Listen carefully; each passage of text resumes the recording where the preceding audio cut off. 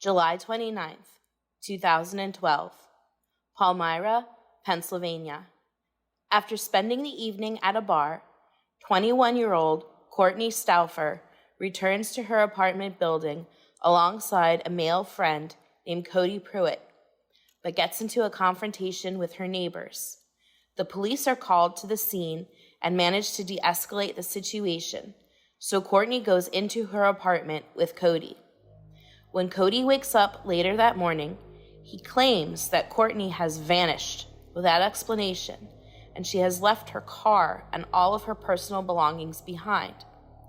Investigators explore a number of different leads, but can find no evidence of foul play or any strong suspects, so Kortne's disappearance remains unsolved. After that, the trail went cold.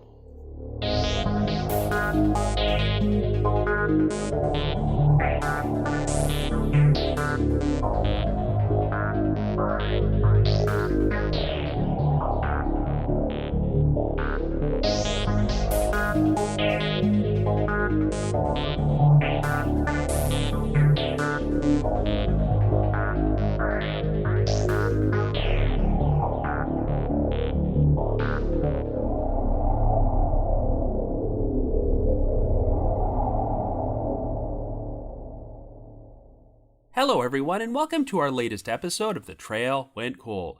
I'm your host Robin Warder, and today we're going to be covering a controversial missing persons case, the 2012 disappearance of Kortne Stouffer. That voice you just heard narrating our intro was Becki Routsong, the latest winner of our most recent Trail Went Cold listener voiceover contest, so thank you very much, Becki. This is a recurring monthly contest which we've been carrying on for nearly 7 years now, so if you'd like to enter and haven't already done so, I will be providing instructions near the end of this episode. Anyway, the disappearance of Kortne Stouffer is the case that Becki requested I cover when she originally entered this contest, so I thought now would be a good time to put together an episode. This is a story which was once featured on an episode of Disappeared, and seems to be one of those bizarre missing persons cases in which the victim almost literally seemed to vanish into thin air. Kortne Stouffer lived in an apartment with her boyfriend, but would experience a very eventful night in which her boyfriend was arrested on a probation violation, she was kicked out of a bar after an altercation with a male acquaintance, and wound up getting into another heated confrontation with her neighbors after she returned home. As a result of all this drama, the police were called to Kortne's duplex no less than 3 times, but by the time morning arrived, Kortne had vanished without a trace, and all of her personal belongings, as well as her car and her dog, were left behind. A male friend of Kortne's named Cody Pruett had spent the night hanging out with her, but even though he stayed over in Kortne's apartment, he had no explanation for what might have happened, and told police that Kortne was simply gone when he woke up. Naturally, that has caused some suspicion to be directed towards Cody, but investigators have never found any evidence to indicate that he was responsible for Kortne's disappearance, or turned up any noticeable lies in his story.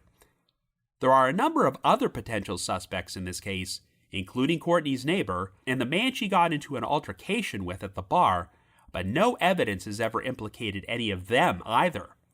In fact, even though it seems likely that Kortne was the victim of foul play, nothing has ever been found to conclusively prove that, as it feels like she was here one moment and then gone the next. It's a pretty perplexing case, but while there have been no shortage of rumors and theories about what might have happened to Kortne, nearly 12 years have passed without any definitive answers, so we're going to try and explore all the different scenarios on today's episode. However, before we get started, just a quick reminder that The Trail Went Cold is a weekly podcast, which is currently available for download on several platforms, including Apple Podcasts and Spotify. So if you like this podcast, be sure to subscribe to it, and please leave us a rating or review on any of those sites to help spread the word and garner us more exposure. The Trail Went Cold is on Patreon, so if you would like to learn how to support the show, please visit our page at patreon.com/thetrailwentcold. For as little as $1 a month, you can garner access to exclusive rewards, including stickers and thank you cards, early access to episodes, and bonus content, as our Patreon page has around 70 exclusive bonus episodes in our archives, which are not available on our regular feed. So with all that out of the way, let us now delve into the disappearance of Kortne Stouffer.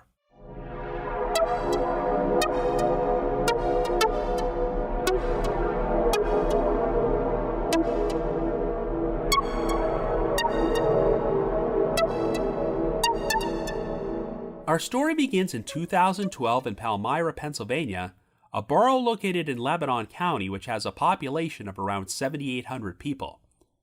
Our central figure is 21-year-old Kortne Stouffer, who is one of 6 children to parents Scott Stouffer and Wendy Stouffer Hamill, and grew up on a farm in the unincorporated community of Grantville. Even though her parents divorced in 2005, Kortne still maintains close relationships with both of them as well as her siblings, and she is known for being a very outgoing individual who has pretty much adopted a persona in which she acts and dresses like a free-spirited hippie. Since Kortne elected not to go to college, she now essentially works 3 part-time jobs as a dog groomer, hairstylist, and is also employed by the Stouffer Equipment Company, a firm owned by her father which distributes recycling equipment. Kortne is currently residing in a rented second-floor apartment at a duplex on West Main Street in Palmyra, alongside her 20-year-old boyfriend Brad Herr, whom she has been with for 9 months. Kortne also lives with her dog Sheba, whom she has owned since she was 8 years old, as well as a second dog which is owned by Brad. However, at this particular point, Brad is under house arrest and serving a sentence of probation for driving under the influence of alcohol and drugs while underage. On the evening of July the 28th, Kortne and Brad held a party at their apartment which was attended by 5 other people, but since alcohol was being served and drinking was a violation of Brad's probation, someone made a call to the Lebanon County Probation Services office to report what was going on. After a probation officer requested assistance from the Palmyra Borough Police Department, they showed up at the apartment at around 9 p.m., where they broke up the party and arrested Brad and took him into custody for a probation violation. After everyone else left, Kortne called her mother Wendy to express concern that Brad was in serious trouble and was going to spend a couple of years behind bars for this, but even though Wendy asked Kortne if she wanted her to come over, Kortne had other plans. Shortly after 10 p.m., Kortne received texts from a 29-year-old friend of hers named Cody Pruett, as well as a second friend named Milton Rodriguez, who asked if she would like to meet them at a bar called the Gas Station in the nearby town of Hummelstown. Since Kortne felt the need to let off some steam, she decided to drive to the bar in her 2002 Ford Focus.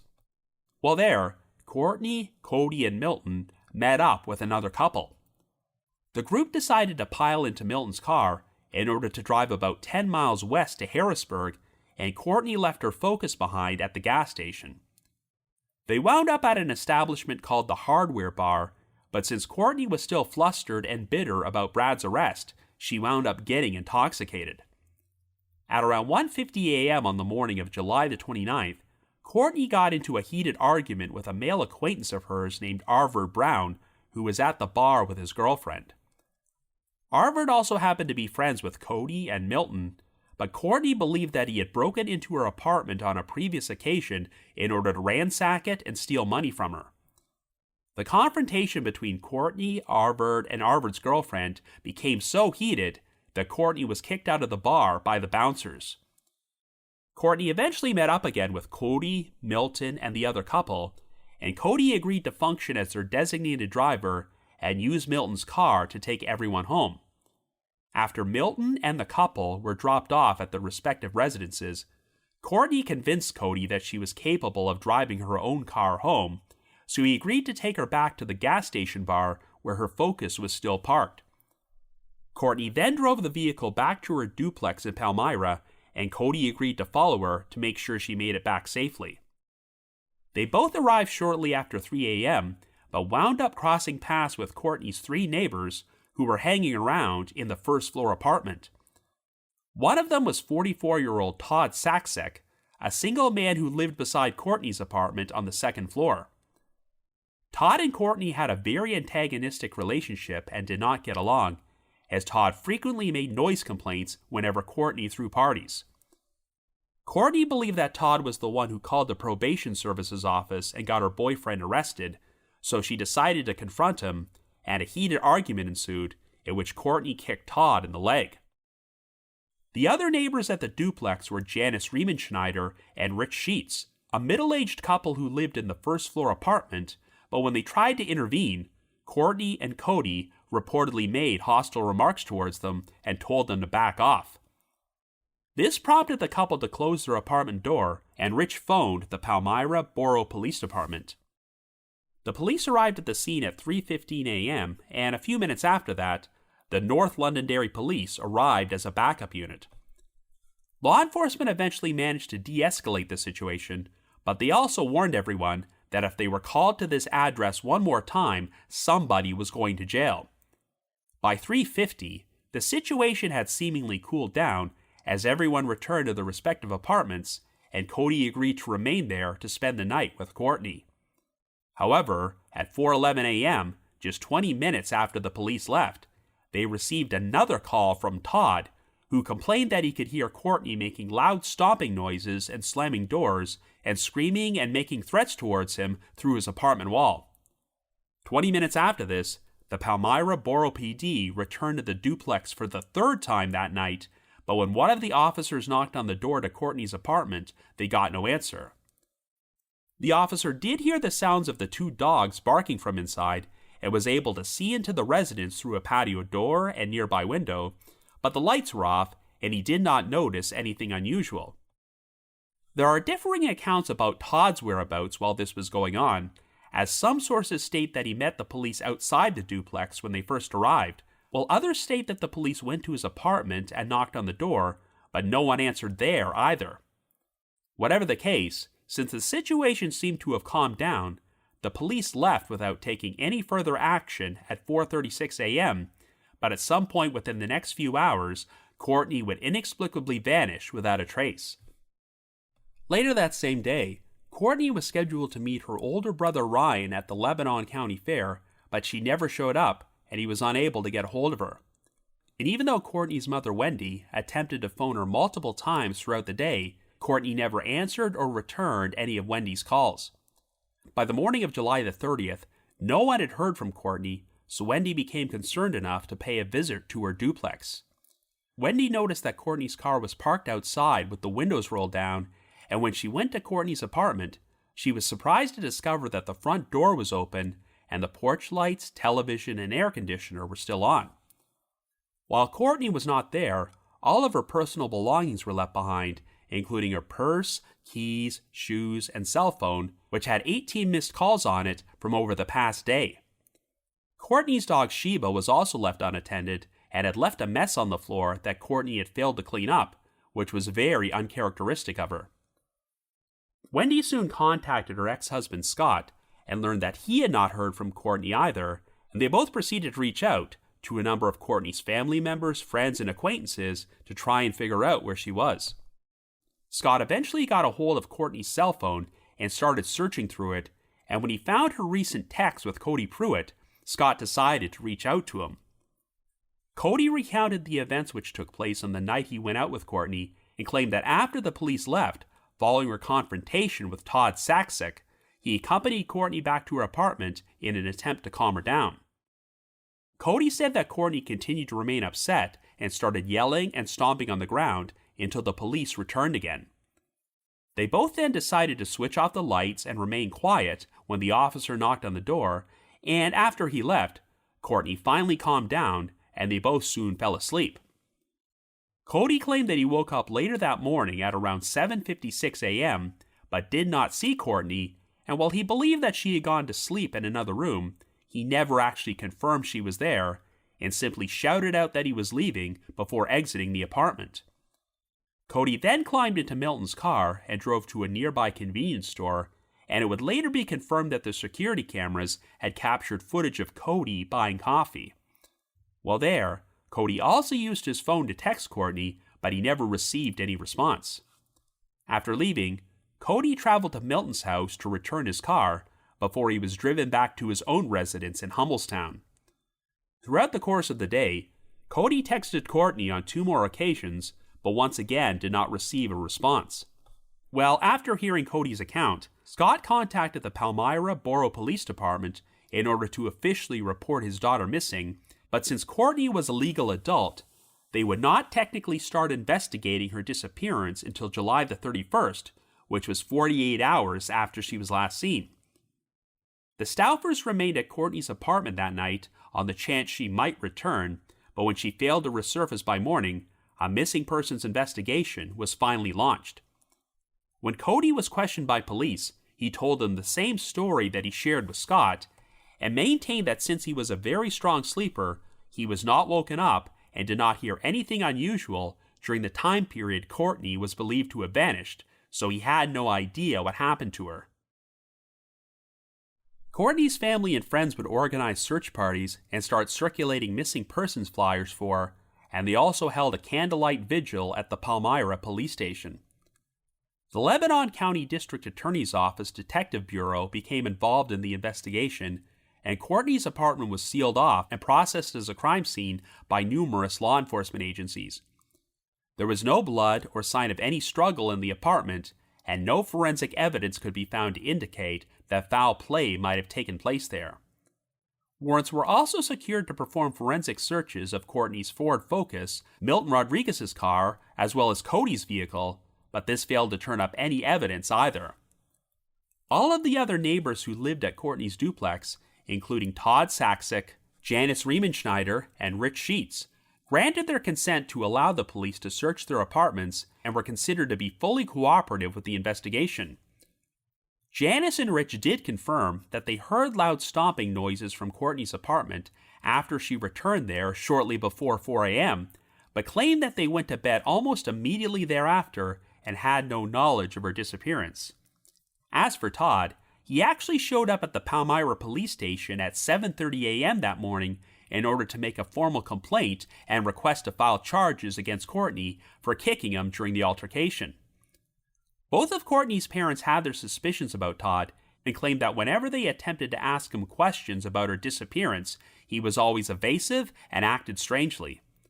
According to Wendy, Kortne had told her that Todd was a very creepy person, and about a week before she went missing, Kortne expressed her concern about Todd videotaping her on the porch, though Todd would later deny that this incident ever took place. It turned out that on the same night Kortne disappeared, Todd had left a voicemail for their landlady in which he went off on an angry rant about how he wanted Kortne out of their building and told the landlady that if she didn't take care of the problem, he would. When Scott and Wendy were staying at Kortne's apartment on the evening of July the 30th, they claimed they saw Todd nervously walk in and out of his apartment at least 6 times, and he took multiple bags of garbage to his car. Todd would later tell the police those bags contained debris from a home improvement project, and he did consent to searches of his apartment, vehicle, and trash. The searches were performed with cadaver dogs, but they failed to turn up any evidence of foul play, and there was nothing to indicate that Todd was involved in Kortne's disappearance. For a while, investigators would not publicly reveal who phoned the Lebanon County Probation Services office to report that underage drinking was taking place at Kortne's party. But in recent years, it has been confirmed that Todd made the call after he saw people bringing cases of beer into the apartment. Even though Brad Herr had been taken into custody on a parole violation, he only had to spend 1 week in jail before he was released. While no evidence has ever been found to definitively prove that Kortne was the victim of foul play, investigators do believe this is what likely took place, and while they've never named anyone as a suspect or person of interest, they have said that no one has been ruled out either. Even though Cody Pruett was not ruled out, he did cooperate with investigators as he agreed to take a polygraph and handed over a sample of his DNA. Attention was also placed on Arverd Brown, the man whom Kortne had a heated confrontation with at the hardware bar shortly before she went missing. Kortne did smoke marijuana, and since Arverd was rumored to be a drug dealer, she may have scored drugs from him in the past, but when interviewed by police, he denied the allegations that he had broken into Kortne's apartment to steal money from her. Arverd also denied any involvement in Kortne's disappearance and claimed that after he and his girlfriend left the hardware bar, they went over to his parents' house and stayed there all night, and this alibi was apparently substantiated. Even though no one was considered to be a suspect, Scott Stouffer still believed that there were people who knew more about Kortne's disappearance than they were letting on. Scott would personally investigate every lead and rumor he heard about the case, no matter how unbelievable it might have been, stating, quote, "How can I go to bed at night if I know that I heard something that day and I didn't follow up on it, as ridiculous as it possibly could be?" End quote.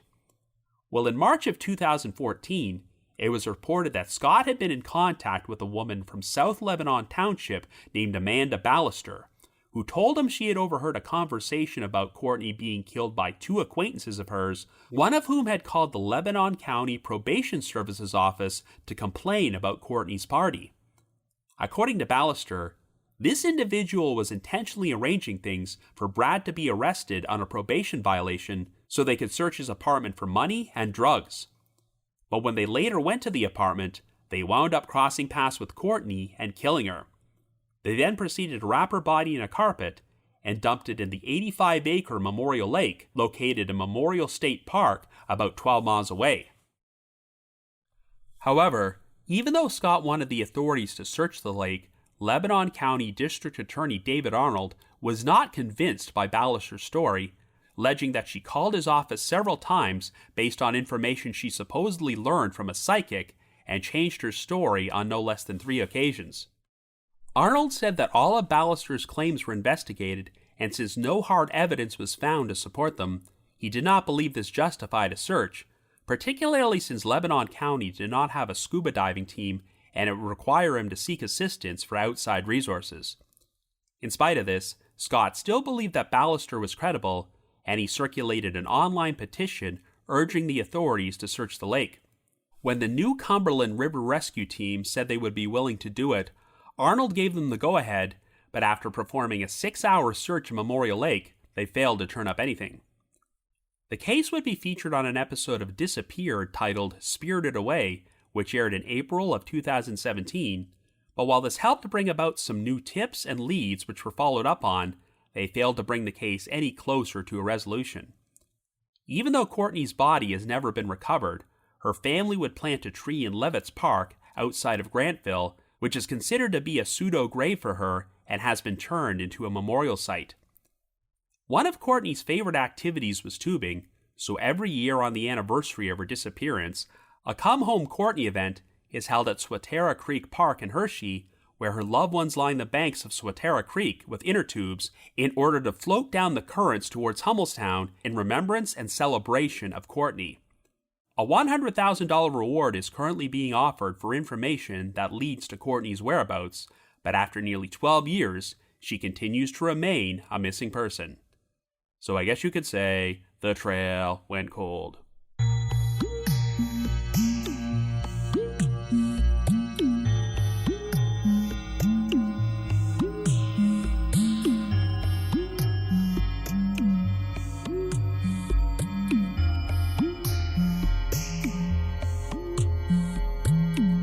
Well, I've covered numerous cases on this podcast in which someone went missing or died under suspicious circumstances after a night of partying, and since the victim was frequently in the company of other people, there was speculation that something went horribly wrong and some sort of cover-up took place. On the surface, you might assume that something like that happened here, but it's so frustrating how there appears to be literally zero evidence to work with.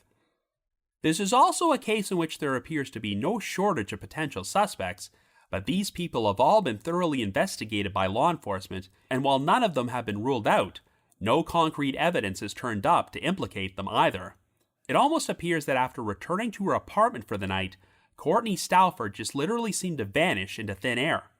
Now, I know it is common practice for true crime media to paint victims in the best possible light, and even though the Disappeared episode about this case portrayed Kortne as a special person who was greatly missed by her family and friends, it also did not shy away from the fact that Kortne had what was described as a quote-unquote feisty personality, and she got into a number of heated confrontations with people on the night she went missing.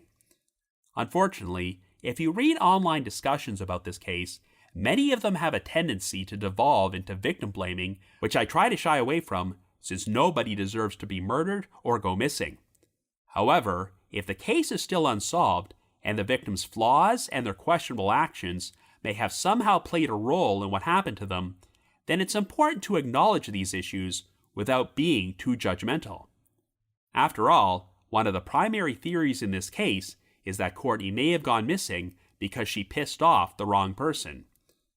And there's also the possibility that there are people who may not have been directly involved in Kortne's disappearance, but know more information than they're letting on, yet are still remaining silent because of their own personal issues with her. Even though they have been divorced for 2 decades, Kortne's parents, Scott and Wendy, have always been very active when it comes to spreading awareness about her case and keeping it in the spotlight, and while they never directly pointed the finger at any one suspect and accused them of harming Kortne, they have openly expressed their belief that someone is not sharing everything they know. While Kortne had a lot of friends whom her parents knew well and liked, some of her newer friends were allegedly involved in drugs and had very little interaction with Scott or Wendy. So it is possible that Kortne's disappearance could have been the result of her hanging around with the wrong crowd. What does seem certain is that Kortne happened to go missing from her apartment during what appears to be a 3 or 3.5 hour window during the early morning hours of July the 29th, but no one has ever admitted to seeing or hearing anything unusual. Since by his own admission, Cody Pruett was staying at the apartment during this time period, he would seem like the most obvious suspect, but after nearly 12 years, investigators have never uncovered evidence that he did anything wrong, and as far as I know, they have not caught him in any obvious lies. So to figure out what happened, we'll have to backtrack and examine the events which took place in the hours prior to Kortne's disappearance. Everything was set in motion on the evening of July the 28th, when Kortne and her boyfriend, Brad Herr, held a party inside their apartment which was broken up by the police and the Lebanon County Probation Services Office, who took Brad into custody on a probation violation for underage drinking. And I think it's safe to say that if someone had not made a phone call to the Probation Services Office, things probably would have turned out much differently. If Brad was not taken away, Kortne may not have gone out to any bars, and since Brad was under house arrest, he would have remained with Kortne, and she likely wouldn't have gone missing.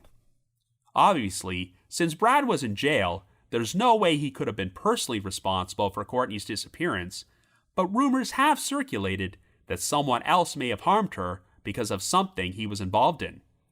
Indeed, investigators have stated that Brad was not particularly cooperative and forthcoming when they tried to question him, even though he had about as rock-solid an alibi as you can get. The story which was pushed forward by Amanda Ballister is that an acquaintance of Brad and Kortne's made the call to the Probation Services Office in order to get Brad out of the apartment to search for money and drugs, but we'll talk more about this angle in a little while. I know that in the early stages of the investigation, law enforcement would not publicly reveal who made the call, though Kortne definitely believed that it was her next-door neighbor at the duplex, Todd Saksic. But in recent years, it has been officially confirmed that it was Todd who made the call after he saw people carrying cases of beer into the apartment. This seemed like a pretty calculated decision on Todd's part because he specifically called the Probation Services Office rather than the police, since he knew this might lead to Brad being arrested. We know that Kortne always got creepy vibes from Todd, who was a single man living alone, so if you believe Todd is the guilty party, perhaps this was a calculated attempt to get Brad out of the picture so Kortne would be left alone.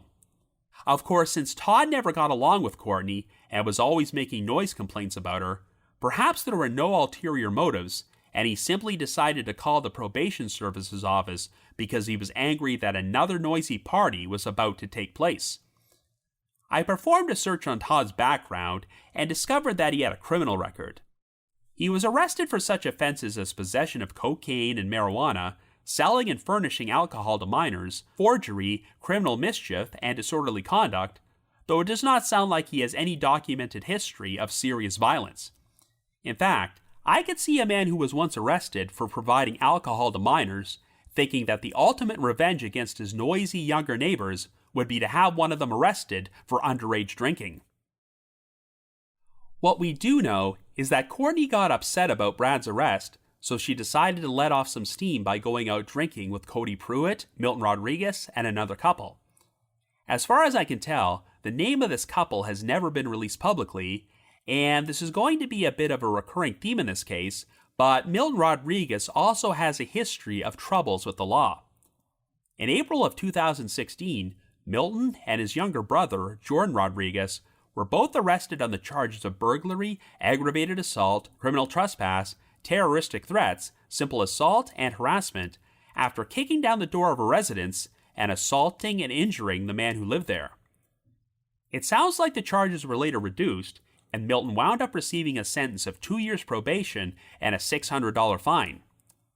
I somehow doubt that Milton had any direct involvement in Kortne's disappearance, since it was established that Cody dropped him off at his home before heading to Kortne's apartment, but Milton is still an important figure in this story, since Cody was borrowing and driving his car that night. So theoretically, if Cody killed Kortne, he would have likely needed to use Milton's car to transport and dispose of her body, but the vehicle was searched, and no forensic evidence was found to indicate that something like this took place. And while we're on the subject of people from this case with criminal records, let's talk about Arvard Brown, the man whom Kortne confronted at the hardware bar while he was alongside his girlfriend. As you recall, the altercation led to Kortne being ejected from the bar, and the story goes that she accused Arvard of breaking into her apartment and stealing money from her on a previous occasion. Well, shortly after midnight on October the 10th, 2012, just over 2 months after Kortne went missing, Arvard Brown and 3 accomplices would commit a violent home invasion at a residence in Grantville in which they woke up a woman and her 9-year-old son and held them at gunpoint while they ransacked and robbed the place. Even though the 4 suspects wore masks, they would all gradually be identified and arrested over the next few years, and in October of 2016, they pled guilty to such charges as burglary, robbery, and theft, and each received a sentence of 5 to 10 years in state prison, followed by 5 years probation.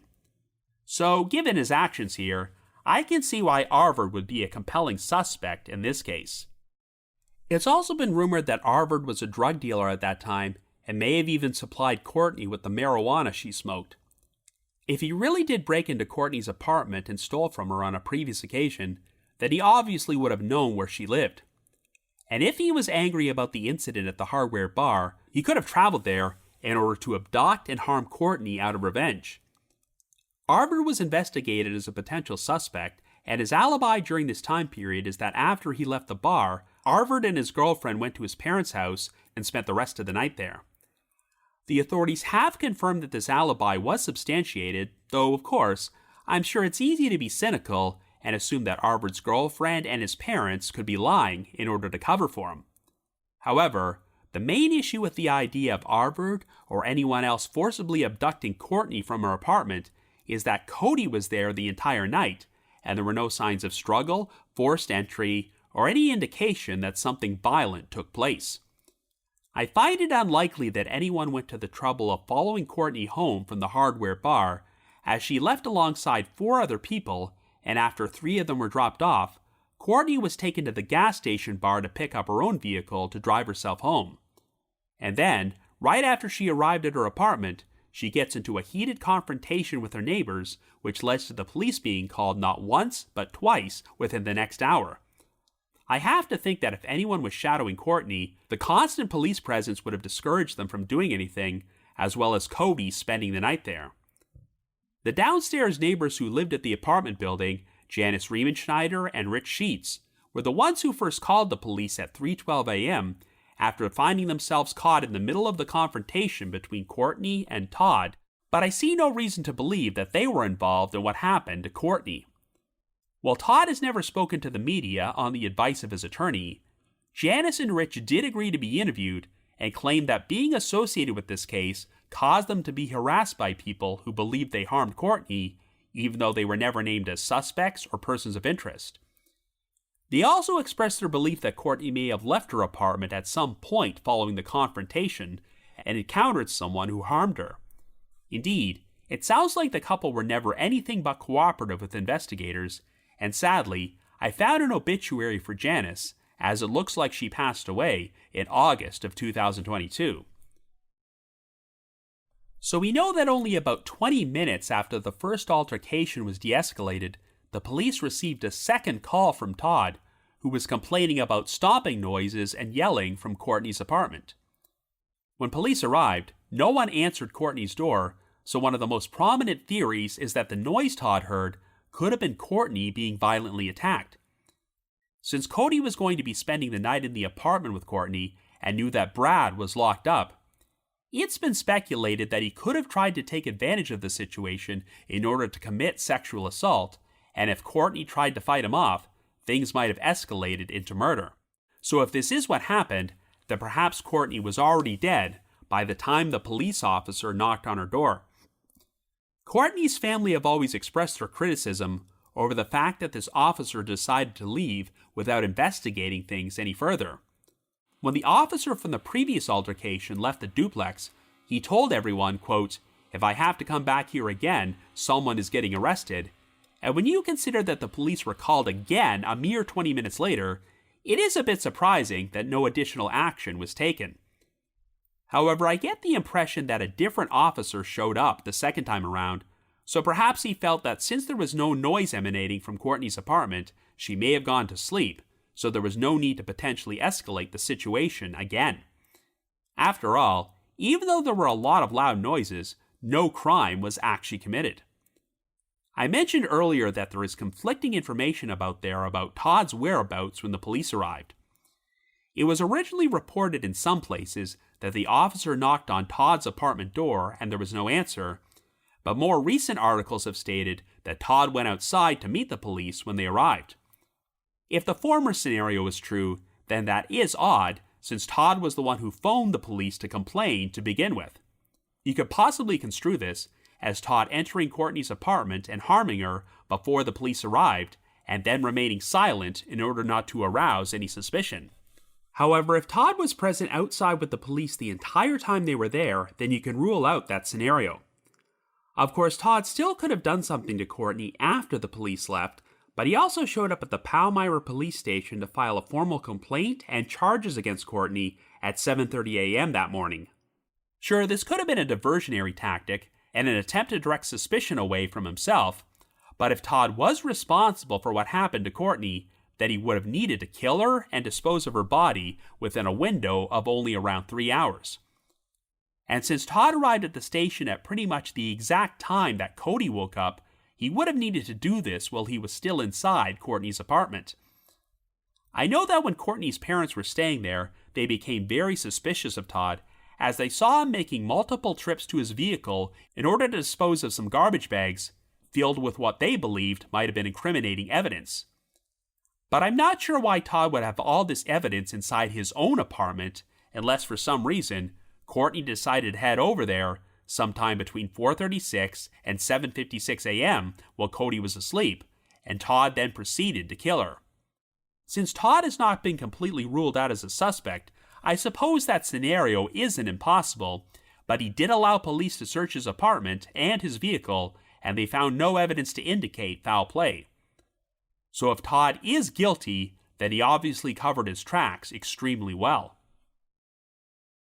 Okay, so for obvious reasons, the brunt of suspicion in this case has always been directed towards Cody Pruett, who claimed that he went to sleep inside the apartment sometime around 4:30 a.m., and when he woke up at 7:56, he did not see Kortne there. He also claimed that when the police officer knocked on the apartment door, he and Kortne switched off the lights and remained silent until the officer went away, though the officer reported that he could hear the sounds of dogs barking while this was taking place. Kortne's parents have always maintained that they did not know Cody all that well, and found it surprising that Kortne would allow him to stay over at her apartment while her boyfriend was gone.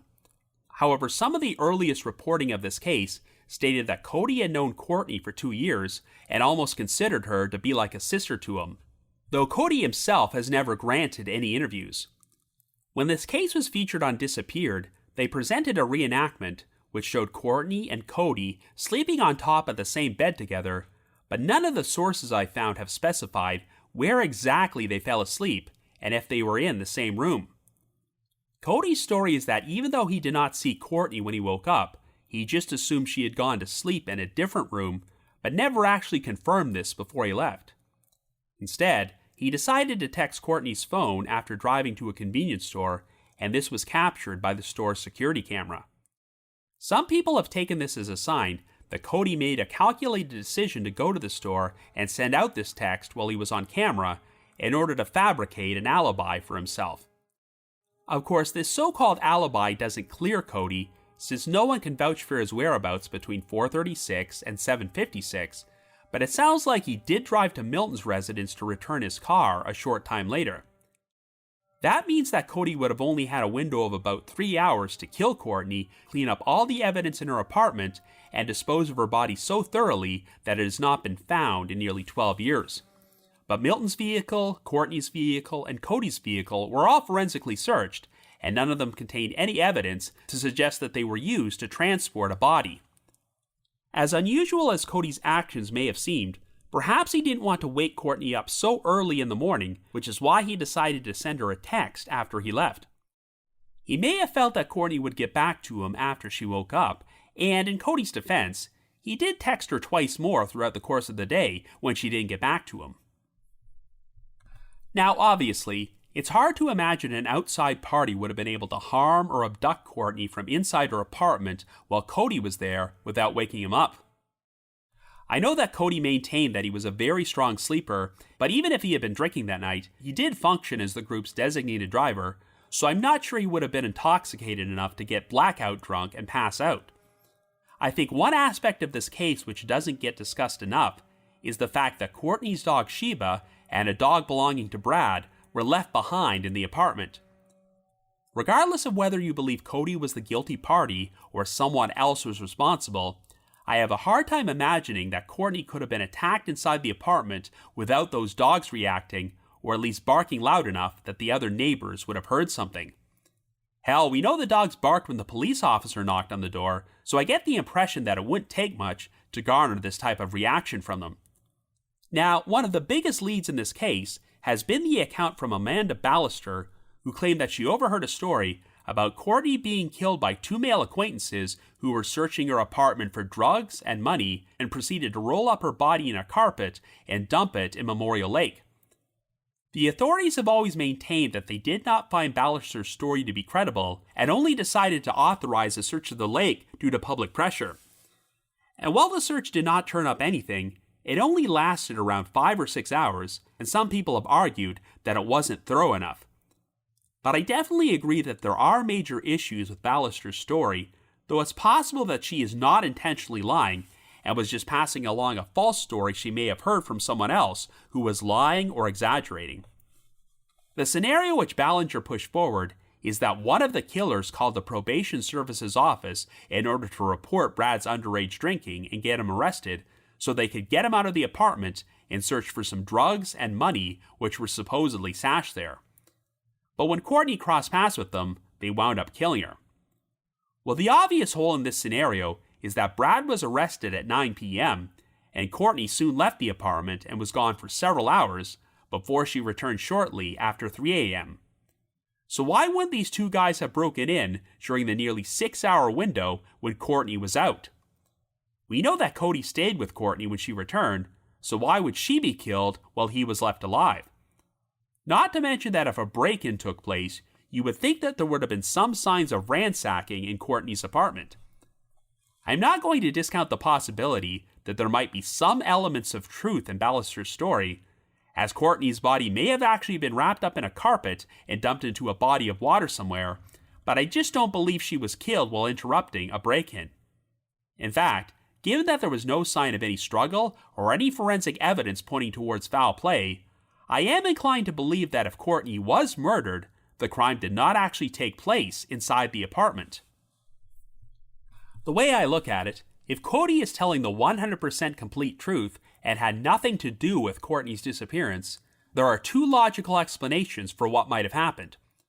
The first option is that Kortne was actually sleeping in another room when Cody woke up, and he legitimately did not see her before he left the apartment, which means that something could have happened to her afterwards. Kortne was first noticed to be missing when she failed to meet her brother at the Lebanon County Fair later that day, so if she was still sleeping at 7:56 a.m., then that opens up a window of time when Kortne could have been killed. Kortne's mother said that the front door was open when she went to the apartment the following day, so hypothetically, an outside party could have entered and done something to Kortne after Cody left. The second option is that for reasons unknown, Kortne decided to leave the apartment sometime between 4:36 and 7:56 a.m. while Cody was sleeping. Given that Kortne left all of her personal belongings behind, I'm not exactly sure why she would do this, but if she went outside and someone proceeded to abduct her and murder her at another location, that might explain why no one saw or heard anything and why no evidence has ever been found. Of course, I don't know what the odds are of Kortne running into a random killer at that time of the morning, but if she was being followed or stalked by someone, that could explain how something like this might happen. I will admit that this theory is a long shot, but the problem is that none of the more plausible theories which have been pushed forward in this case have panned out. Since there's no shortage of potential suspects, including Cody Pruett, Todd Saxick, and Arvor Brown, it's so tempting to point the finger at one of them, but in my eyes, no theory involving any of these individuals makes 100% complete sense. And yes, that includes the guy who spent the night with Kortne and was technically the last person to see her alive. So I'm honestly not sure what to make of this whole case, as it really seems to be a major head-scratcher. But even if none of the individuals we've discussed are directly responsible for Kortne's disappearance, I would not be surprised if one or more of them are not sharing the full truth about everything they know. And that even includes her boyfriend, Brad Herr, as I won't discount the idea that Kortne was harmed because of something he was involved in. It's possible that we may never know the full truth about what happened until the right person comes forward, so if you happen to have any information about the disappearance of Kortne Stouffer, please contact the Lebanon County District Attorney's Office Detective Bureau at 717-228-4403 or the Palmyra Borough Police Department at 717-838-8189. Anyway, another special thanks to listener Becki Routsong for narrating the opening of this episode. We've been carrying on this monthly listener voiceover contest for nearly 7 years now, and if you've already entered, you are automatically eligible for our next random drawing, so you don't have to do anything. But if you'd like to enter, all you have to do is send me an email under the subject line Trail Went Cold Contest, naming the one unsolved cold case you would most like to see featured on this podcast. So once again, send me an email under the subject line Trail Went Cold Contest to robin.warder@icloud.com. That's robin.warder@icloud.com. Now the reminder that The Trail Went Cold is on Patreon, so please visit patreon.com/thetrailwentcold to learn how you can support our podcast and become eligible for some pretty neat rewards. Over the past 6 years, our Patreon page has released around 70 exclusive bonus episodes, which are all currently available in our archives for our patrons in tiers 2 and 3. This past month, I released a bonus episode about 2 separate boating mysteries which were featured on Unsolved Mysteries: the disappearances of the Liebling and the Antigua. I've also dropped an exclusive bonus episode from my spin-off podcast, The Path Went Chilly, in which myself and my 2 co-hosts, Jules and Ashley, cover yet another case which was featured on Unsolved Mysteries, the 1991 murder of Jamie Santos. And for our patrons in Tier 3, I have recorded another new audio commentary track which can be played over a classic episode of Unsolved Mysteries, and we now have over 60 of these commentary tracks in our archives.